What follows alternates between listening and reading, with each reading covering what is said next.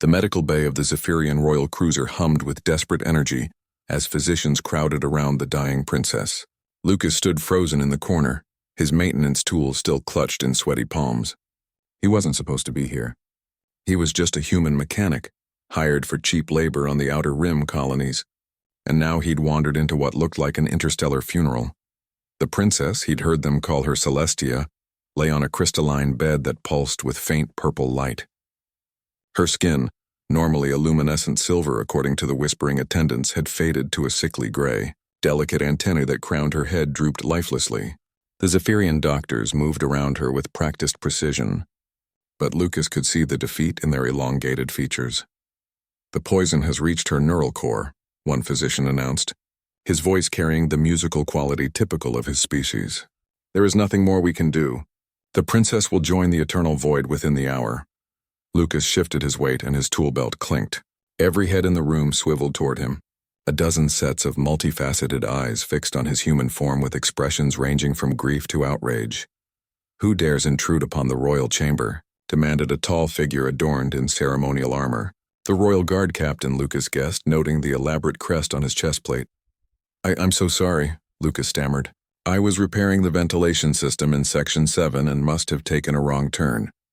I'll leave immediately." He turned to flee, but his boot caught on a medical device cord. Lucas stumbled forward, arms windmilling for balance.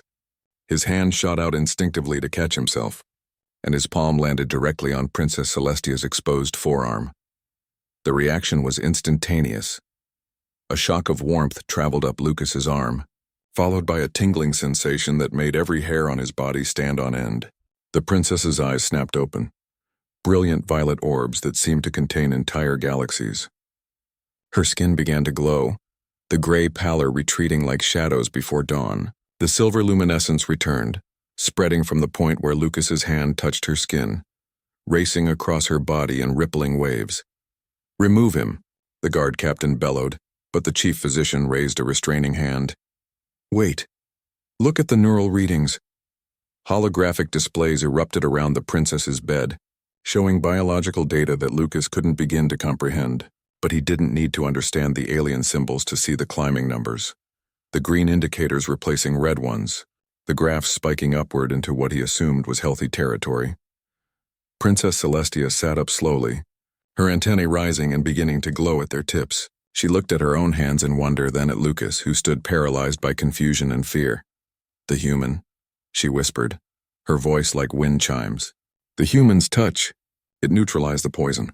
The medical bay erupted in chaos. Physicians rushed forward, scanners humming as they examined both the princess and Lucas. The guard captain kept his weapon trained on the mechanic, while simultaneously trying to bow respectfully to the recovering princess. Attendants wept with joy and relief. "This is impossible," the chief physician muttered, studying his instruments. "Human biology is incompatible with Zephyrian physiology. They cannot process our medicines, cannot survive in our atmospheric pressure without assistance. How could his touch heal what our most advanced treatments could not?" Susan burst into the medical bay at that moment, her engineer's uniform disheveled and her red hair escaping its ponytail.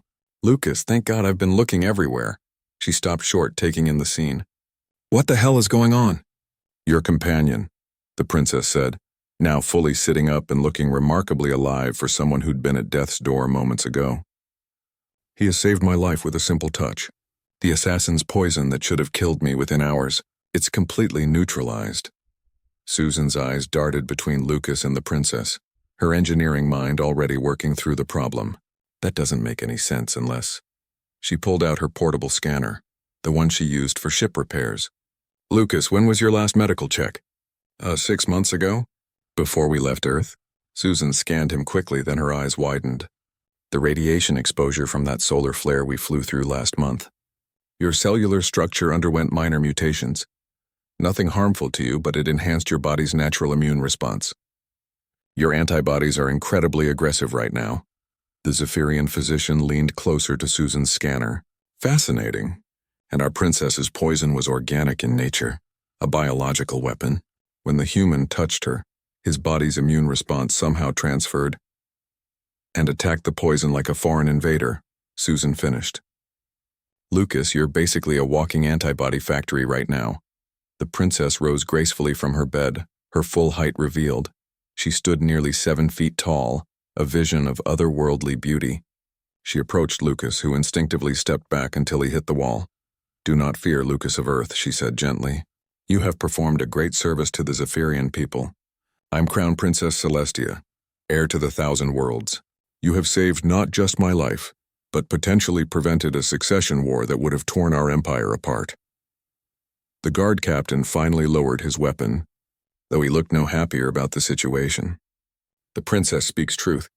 The assassin's faction hoped to seize power in the chaos following her death. But now they will face justice, Celestia declared, her voice hardening. She turned back to Lucas and her expression softened. "You stumbled into my chamber by accident, knowing nothing of politics or poison, and your simple human compassion, reaching out to catch yourself, to prevent a fall, has changed the fate of billions." Lucas swallowed hard. I didn't want to fall on my face in front of royalty." A sound like crystalline bells filled the air. The princess was laughing. "Then you are perhaps the only being in the galaxy who would say such a thing." She gestured to her attendants. "Prepare chambers for our guests. Lucas and Susan of Earth will be honored as friends of the crown, and summon the royal physicians. I want to understand this phenomenon completely." As attendants ushered them away to luxurious quarters they could never have imagined, Susan elbowed Lucas in the ribs. "You know, when you said this holler gig would take us to interesting places, I thought you meant tourist spots, not interstellar incident territory." Lucas watched the royal cruiser's viewport as stars streaked past, still trying to process everything. "I just wanted to fix some ventilation ducts." "Yeah, well, now you're apparently a miracle cure. This is going to be one hell of a story to tell back on Earth." The princess's voice echoed through the ship's communication system. "Attention all crew. Set course for the royal homeworld. We return in triumph, and we bring with us proof that humanity, though young and seemingly insignificant, possesses wonders we are only beginning to understand." Lucas met Susan's eyes, and they both broke into slightly hysterical laughter. Somewhere in the vast cosmos, humanity had just taken another unexpected step toward the stars. All because a clumsy mechanic had reached out to break his fall. The galaxy, it seemed, was full of surprises.